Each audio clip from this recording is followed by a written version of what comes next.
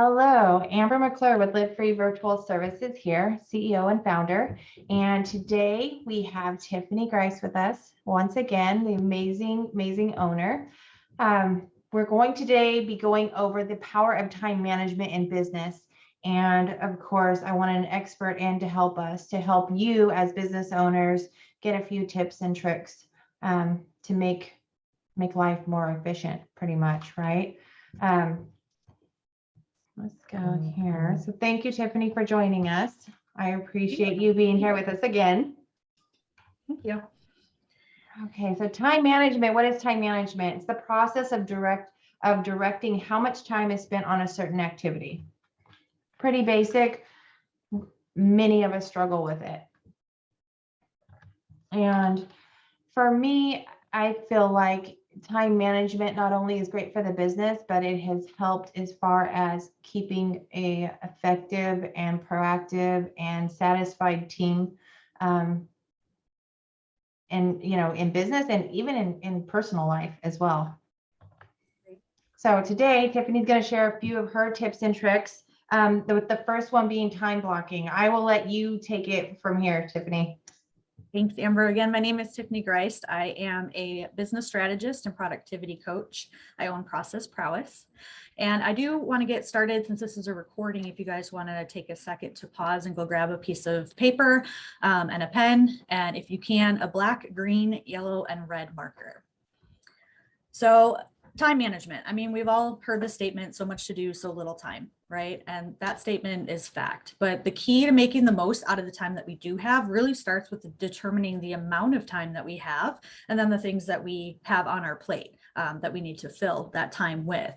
Now, after that, it's all about prioritizing. And since we as humans tend to like routines, there's a good chance that you're going to have a typical day that you can use to actually measure your time moving forward. Now, if your days aren't routine, then you're going to want to examine each day in your planning period, but I recommend planning out a week at a time and taking a look back at all the days during that week to determine how you're actually going to use your time. Now, in a matter of time blocking, if there's one thing that can be said about our workplaces now in modern times, it's if you don't control your schedule, it's going to control you. And I know that so many people feel run by their schedules and they don't feel like they have control.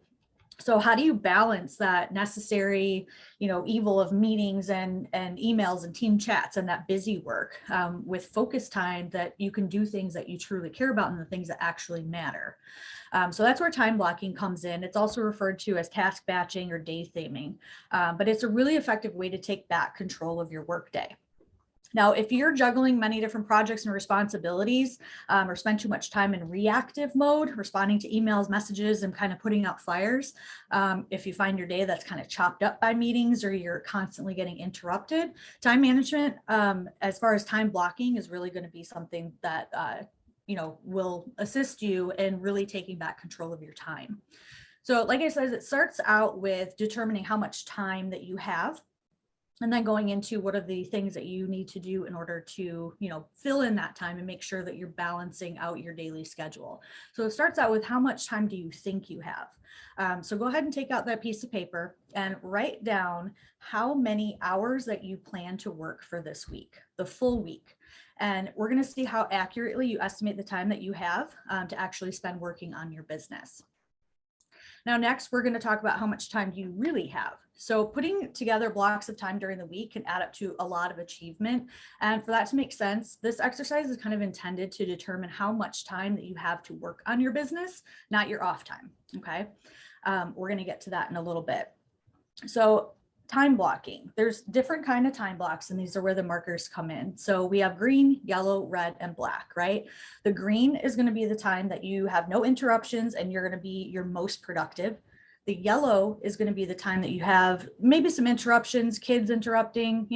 Time is dedicated to things where disruptions aren't really going to derail you for your day. And then we have the red time. And red means that you usually wouldn't be able to work at this time, but you're borrowing time from the black time block, which we'll get to get things done. So we want to use this one very, very sparingly. It's kind of outside of that planned scheduled work time. Now, the black time is the time for you to recharge. This is you and your personal time, because like Amber said, it's not just managing your professional life, it's about managing your personal life as well. So we want to make sure that you're blocking out that time so that you can actually recharge, take that time for self-care, home care, running errands, family time, and sleep, right? So go ahead and take out that piece of paper, write down your typical day. Now, this is the hours from when you typically wake up until when you usually call it a night. Go ahead and write each hour block, 5 a.m., 6 a.m., 7 a.m., and continue from there. That's where we're going to start. Now, again, the blackout time is the hours that you absolutely cannot work. The green time is the time that you're going to be most productive. Yellow is the time that you might get distractions, but it's not going to upset your day or your flow. And the red time is on occasion when you can plug yourself in and borrow out some of that black time for yourself. So now that you've blocked out the hours, take a look back and see how much time that you estimated that you thought you would work on your business and determine how accurate you were. You know when you're going to wake up, what the things that you're going to do, when you're going to call it a night and spend that family time. So now you might be thinking, oh my gosh, no wonder I don't get anything done, right? Because you're looking and you're actually taking that step back in that high level overview of what your schedule actually looks like, and it's starting to make sense. So by facing reality now, you can begin to the process of accepting your situation, and now you can start prioritizing. So we've determined the amount of hours that you have, and you should have that list of the things that you know that you want to do for each week. Don't compare yourself to other people. This is about you, and this is about your reality too. Everybody seems like they have it together, but none of us do, right? The whole idea is to try to get yourself back on track. So accepting where you are is really the first step to improving, right? So why do we rate our time in green and yellow, right? In those hour blocks, we said, what is going to be our most productive time? What is going to be our, it's okay to get interruptions.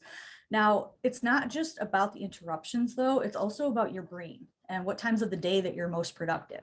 So if you think about the tasks that you have, some take full focus, right? If you think about being an online entrepreneur, you can probably easily identify which one of those tasks that you can do while your family is, running in and kids are asking for snacks and stuff, right? Right. Things that come to mind are, doing technical work that you're really good at, or even planning out your day, right? Stuff that you don't need to have full focus and full attention to. But then you have some things on your list that, you need to be uninterrupted. You need to be able to focus so that you can stay productive. So that would be things like taking a training course, or obviously a meeting, or, watching our trainings, or writing something, drafting your emails and stuff. So if you take a few minutes to write down all the tasks that you want to work on, now you're going to block those out as green and yellow boxes in your schedule accordingly. So while you're doing this, you want to try to estimate how long each task is going to take as well. And you want to put a special label on anything that you think is going to take 15 minutes or less, because these are going to be the easy, plug and play things for when you have 15 minutes or less to knock out some of the little things. So another thing that you want to do with your time blocking is create a buffer, right? We didn't put any red time on here because the red time is like the overflow, right? And that's in case you overcommit yourself, you need some extra time, your meeting runs over, you thought your email campaign, schedule was going to take 2 hours and it actually took 2.5. So if you're leaving a buffer, then you can get a reward with that extra free time if you end up finishing earlier, or you have that buffer to kind of roll over so that you're not putting yourself behind schedule. We definitely want to make sure that you're not burning yourself out. So that red time is really super important. Last, as far as when you get into this practice of creating that time block, mapping out the hours, mapping out your tasks, and color coding them by priority and importance, it is important for you to communicate your commitment. It's not just important to be committed to the time that you do have. You need to talk to your family, your coworkers, your counterparts, your team members, and ask for their support in creating the system so that they can respect your time that you've allocated towards your business. And then that in turn helps hold you accountable as well. So once you have put this map out, go ahead and post it somewhere that everybody can see it. Anyone that needs to, come bother you. And feel free to, take little Post-its and say, I'm on green time, I'm on yellow time, I'm on red time, so that they know if they are able to come in and interrupt you or not. So I love it. I love it. I love it. yeah, That's great. Yeah, I mean, instead of overloading your weeks, Amber, and doing too much work, if you plan your weeks out, especially a week ahead of time, you're able to pace yourself. And in reality, you're not going to feel so overwhelmed. Everything is just the next thing, and you're not looking at the whole huge high level of, everything that you need to do and get paralyzed because you don't know how to prioritize, or you continue to be interrupted or start something and then have to stop because you have a meeting. So time blocks is a really good way for you to create those boundaries for yourself and hold yourself accountable to not burn out, right? Oh, I love it. No, that's great. And I love the color coding of it to make it easier for you to sit, it's simple. Just see where you're at, see what the time is, see what the color code is, so you know where you're at with everything and where you have extra time to put additional activities in. It's perfect. Great. I'm actually going to do that this week. So good. I will follow up with you and hold you accountable. I know you will. I'm very curious to see how many hours do we assume that we have, and how many hours at the end of the day do we actually have, right? To dedicate to business. Yep. And that's a really good way to decide what tasks are eating so much time, so that they can contact, Live Free too, and see what things that they can delegate also. If something's taking a chunk of, the entrepreneur's time out of the day that they don't even have to be doing, that's an easy thing to delegate, and then they earn that much time back in their day. It's true. Sometimes some of the activities you cannot put a dollar amount on, right? I mean, absolutely. Really. Okay. Are we next for our next great tip from you? Yes, ma'am. Ooh, eating the frog. Tell us about this. Sounds delicious. So eating the frog. So one of the most important things that I've implemented in my business is about eating frogs. And let me kind of back up and talk about where that term came from, because it's not exactly appetizing, right? So Mark Twain once said that if the first thing that you do each morning is to eat a live frog, then you can go through the day with a sense and a feeling of satisfaction, knowing that that's probably the worst thing that's going to happen to you the entire day.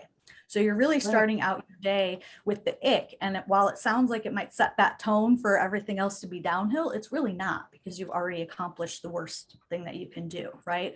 So in business, the frog is going to be your biggest and most important task. And it's also, and this is traditional with my clients, it's also one of the things that you're most likely to procrastinate if you don't do right away. Right? Because it's there, it's big, it's staring you in the face, and you're like, oh, I just need to get this done, this done, this done, and it keeps going down, right?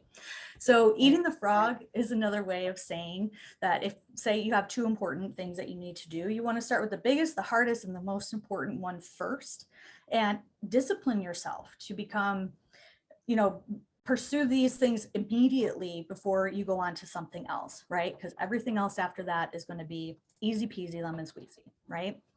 So eating the frog, how do you go about determining what your frog is, right? Right. And approach it in the most pleasant way possible, as opposed to that dread that you see again when you see that on your nice time block to-do list. So first, you want to adopt a positive attitude, right? When you have positive experiences, thoughts, and feelings, your body actually reacts by releasing endorphins to your brain. It's science, right? Endorphins make you feel happy. They make you feel satisfied and pleasant.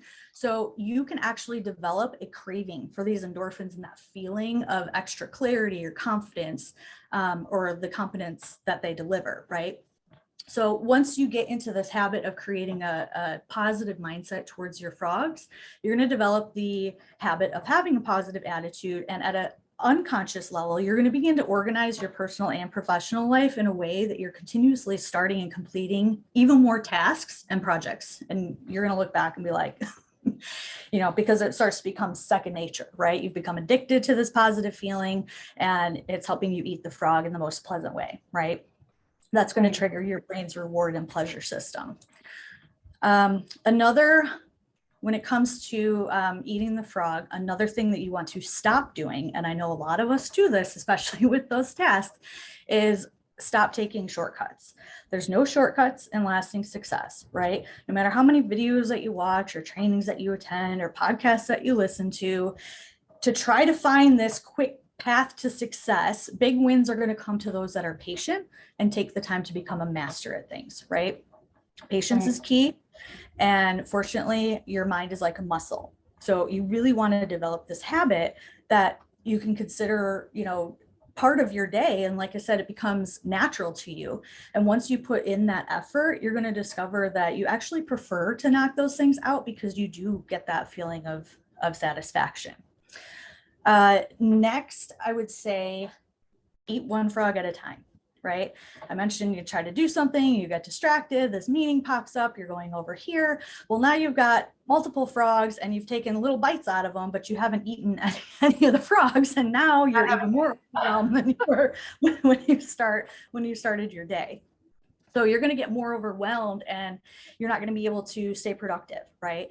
And it's exciting to knock out those big tasks. So it's helpful to plan ahead. I personally, on my planner, and it might sound super elementary, but it's a way for me to stay disciplined, is I literally have little frog stickers. Show you little frog stickers. That's cute. And every day when I start my day and I open my planner, because I don't know the mood I'm going to be in, I can't predict what happened the day before or what else might have been added to my calendar in my free time. I will decide what my frog is and I'll put a little sticker by that. I cannot move on to anything else that I have on my planner unless I've accomplished that. So you really want to start to discipline yourself and start immediately and finish before you go on to something else. So this kind of ties into that time blocking as well. I mean, even if you block out your frog and that's it, even if you don't know what that's going to be yet, like I said, things happen, right?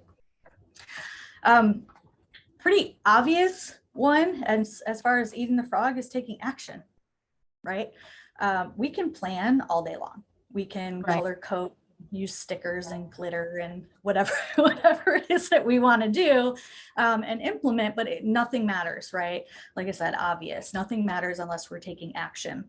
So you want to launch directly into those major tasks. And then, like I said, work on those tasks until you're complete. If you don't execute, which is one of the biggest problems that entrepreneurs have, right? They take a lot of time to plan and they confuse activity with accomplishment, right? It's one thing to be busy, it's one thing to be productive, right? And that especially holds true with that big task hanging over your head. If you're putting all the things in place, you feel like you're accomplishing something, but you're just being active, right? So and I think most business owners are guilty of that, and even for myself. And I love like the eat the frog. So for me, like I have a checklist. I truly love check marking the boxes, right? I think it's my favorite part. Like I put the list in and put them all down and everything I need to do, but the best part is when I check it off. So I like the strategy plan of putting that one first, even though it's probably not going to be the favorite part, but it still needs to happen. I mean, there's parts of the business that just need to happen each day. So I love that. Exactly. Yeah. And it's all about taking that action. And that's where those endorphins come in, where you're starting to feel satisfied. And now you're looking for the next thing to check off your list. And before you know it, I mean, you might finish and you might have more of that black time in your day. Right. So one other thing that I want to add here, as far as eating the frog, is we as entrepreneurs tend to be super creative, right? We have so many ideas and so many things that we want to, start this and do this and do this. And to stay disciplined as far as just generally managing your time, I recommend having a notebook that is only used for your brain dumps, your ideas. So if you're working on something and something else comes up, you have this great idea, you want to create a course, or you need to hire somebody, or a new product that you want to launch, something like that. Instead of stopping what you're doing and starting to work on that, which we tend to do, right? It's a great idea and we're excited and what we're doing is really boring, right? Take that notebook and just write those ideas down. And you're going to then each week take your list, and that's how you're going to plug in and plan your week. So now you're actually creating yourself a to-do list instead of actually doing it. You don't forget what it is that you thought of. And then you can, when you look back and really take the time to plan, you can determine how important or necessary some of these things are. Some of the ideas that you have might sound like an awesome idea or feel like a great idea, in the moment, but you look back and you, what was I thinking? Or like, that's not jiving with, how my week or how my business has been going. Or maybe this is an idea. So that's another accomplishment too, where as you are plugging those into your time blocks, you're crossing that off on your list, and then you just keep adding to it, and it keeps a separation from what you're doing versus what you want to or know that you need to continue to do. I love it. So I challenge you guys to think about, for the week here that you're reviewing this, what your frog is. Take a look at your to-do list, your planner, however it is that you currently manage your time, and think about the one task that you despise doing, but needs to be done. Payroll, bookkeeping, those are things that nobody likes to do. Nobody likes to do. So think about what task is actually going to propel you further and bring you more of that overall success that it is that you're looking for. Remember, there's a difference between being active and accomplishing things. Right. As you say this, I can see my mind is just adding these little things that you're saying, and I'm going, that needs to be my frog. There you go. Okay. Well, thank you for that. Absolutely. Now, for the third tip you're going to share with us, I think it's really important. It sounds easy and simple, but it's so important. Setting a timer. How do you do that? Absolutely. So, we talked about time blocking, right? And then we talked about actually taking action. It's all for nothing if we don't stick to the time, right? If we book ourselves from 1 to 2 and we don't realize when the clock hits 2, we don't know when to stop and shift, then you're going to find yourself behind very, very quickly. So, in the morning, right? Like Amber said, it seems like a no-brainer, right? In the morning, you set your alarm clock, or you set your alarm clock at night. It goes off, you hit the snooze button, get a little bit more sleep, goes off again, tells you get out of the bed, go to the gym, right? You get on the treadmill at the gym. You set your timer for 30 minutes, right? Because you know how much time you have before you got to, start your work day. And you do your favorite cardio on the treadmill, right? Go take a shower. You're on your way to the kitchen and you set the timer for your breakfast to be ready. As soon as the timer dings, you just shout the boiled egg and you enjoy it, right? So we're conditioned already to utilize timers for other things, right?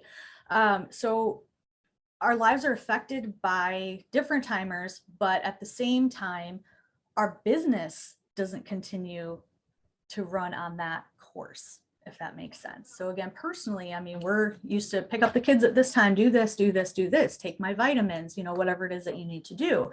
This time your meeting alert goes off that you have a scheduled meeting to remind you. So we're not able to achieve our productivity goals as much because we're not incorporating the same timer technique and things like that to enhance our productivity. So we all took that time, right, to color code and block out your time. And setting a timer is really going to benefit you in ways to help you be committed to your time management routine, like I said. Staying committed, though, to a single task, like I've mentioned, we're kind of all over the place. We all have great ideas, so many things to do, interruptions and things like that.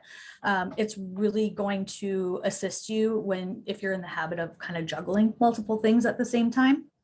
It keeps you committed to that one task because you say, I'm giving myself 20 minutes to do X, Y, Z, and it doesn't allow you to have your mind wander and your attention dwindle because this is a commitment. And by taking that action, you're actually solidifying that commitment that you've made for how long you're going to allow a task to take you.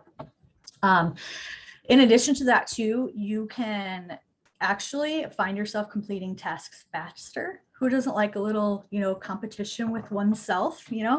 it says 20 minutes, but I know I can do it in 15, right?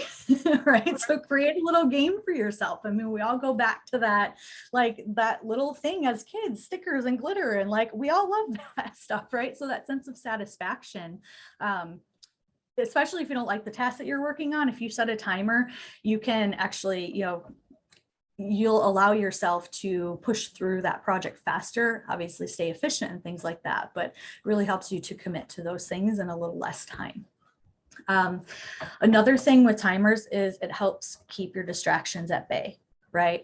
We've all been in a situation where we are in the middle of creating a presentation, or we are updating our website, and then we get an email, and then the phone rings, and then social media pops up, and then we start browsing the internet because we can, right?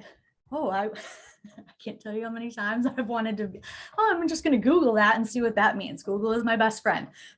Really easy to get pulled away, right? And the distractions are your biggest productivity killer. And they're really, really hindering your productivity, obviously, right? So by setting a timer, you can keep the distractions at bay. And while the clock keeps ticking, you're less likely to focus on them and be more laser focused on the task at hand. Because again, you've made that commitment with the timer, and you've really solidified that for you. So this is the time that I'm working on that. This is the time that I'm going to be checking my emails. This is the time that I'm going to go through my social media, be it for work or for pleasure, but really dedicate and discipline yourself as far as that goes. It really stops you from multitasking, and multitasking is actually, we think that it adds to our success. We think that it enhances our productivity, that it impresses people, if you can multitask. But there's research that shows that multitasking can actually decrease your productivity and reduce your efficiency, right? Multitasking can actually damage your brain, and it can decrease your IQ levels because you're not able to focus and utilize certain pieces of your brain that allow you to have depth within certain tasks and things. We're not designed to go from here to here to here to here. And it takes a while, right? It takes a while for your brain to shift gears, right? If you're working on your social media strategy and you have a meeting pop up, you go do that meeting, and then you have to sit and kind of get back in that inspired. Right. Exactly. So we're not designed to do that. So you're always staying at that surface level, and you're not really being as efficient and productive as you intend to be, or that you think you are. So really focusing on one thing at a time. You showed an actual timer. That's what you use? Yep. Because I know for me myself, right? Like me myself, I can put a timer, to whatever on my phone, but I think it probably would be best to have an actual timer sitting in front of me and be like, okay, this is where you're at with it, right? Exactly. Because you're taking that physical action. I like to do things intentionally, right? Your phone is used for so many other things. There's times where you see an email, you look at your phone and you put it back down and you keep working, right? You're kind of conditioned to, as obsessed as we are with our phones, you're also conditioned to ignore things, right? So by doing this timer is solely for my tasks, for my time blocking. I'm taking the physical action of actually setting the intention. It sits here. It's a different noise. It's something that I have to turn off. I don't just say, I'm going to say it, hey, Google, and set a timer on my phone. I really like for it to be intentional because that helps hold me to the commitment, right? Oh, thank you. I just wanted to clarify that in my mind. I was going, I can just set this on, whatever electronic I have. But I think when you lifted that up, it made me realize, you know what, I think it would be better to actually physically have one in front of me that I can see and know where I'm at. Right. Yeah. As far as whatever time, like even for me with my check-ins, I do 15-minute check-ins. They always go over, always. Right. But I think if I can time block, I can actually have a timer that says where I'm at in the conversation. I know how many more things I need to discuss and go through so that it's done on time, which that way it doesn't affect my next meeting. Right. Exactly. So I love exactly. Yeah, that's for sure. And like I said, I like being intentional. The same goes for that notebook of to-do list. Like that notebook should be only for those things. We all have notebooks where we're taking meeting notes, we're taking notes on training, brainstorming, whatever. But if you have that notebook that's just for that and it's in your face, it's intentional. It reminds you to do that. It's almost sacred, right? This is my list of brain dumps. It's not just in some other notebook somewhere that you miss it, right? No, So I agree. building momentum, I think, is one of the hardest things when it comes to managing time. And there's going to be instances where you're not able to give 100%, right? And that is usually when you go back to eating that frog and you're not working on something that is appealing, so to speak. So again, the timer really, really helps you focus, helps you hit your stride, and then helps you complete that task. Like you said, you know what you're committing, you see how much time you have left, you know you got to get it done because you committed to those blocks to move forward, right? And especially when we're going into that break / black time, right? The end of the day, we're not eating the frog at the end of the day, but as far as the timer goes, you know you want to be done by 5 o'clock or need to be done by 5 o'clock to make dinner, or you have a networking meeting, or you got to take the kids to soccer practice, or you're just freaking tired and you want to take a break, right? But when you have that, even during your buffer times, right? That red time in between this meeting and this meeting, if you are able to complete or something does finish prior to when you actually anticipated, set your timer for that break time, because it's satisfying to say, okay, at 15 minutes, and just sit there and know when to get back up and focus. So it can be helpful from a productivity standpoint, and it can be helpful from a personal standpoint to like force yourself to take a break. So like I said, I mean, setting timers. Yes. And we don't take breaks like we should, right? You really need to, I mean, even just to stand up and stretch, just something like schedule those in there. It makes your break so much more meaningful. It helps you stay organized too, to give your brain a rest, right? So I challenge you guys to kind of take that piece of paper that you pulled out at the beginning of this and write down how you think setting a timer, because that's generally speaking, right? How you think setting a timer can really help you in your day to be more productive. Oh, it's great. Great ideas. Thank you. Thank you. I love hearing all of these ideas and like with action items, Yes. right? Productivity is never an accident. It's always the result of commitment to excellence, intelligence, planning, and focused effort. Couldn't say it any better. Thank you so much for helping us today and sharing some of your expertise with us. It's been great talking with you as always, and we will talk again soon. I hope this was great for everyone else as well. I know I learned quite a bit from you today. Yes. And we're welcome to any feedback, any questions that you have, go ahead and post them, or you can reach out to Amber or myself. Let us know. I do have some tips and tools and tricks and things like that I'd be happy to share with you as well. Thank you. Thank you everyone for joining.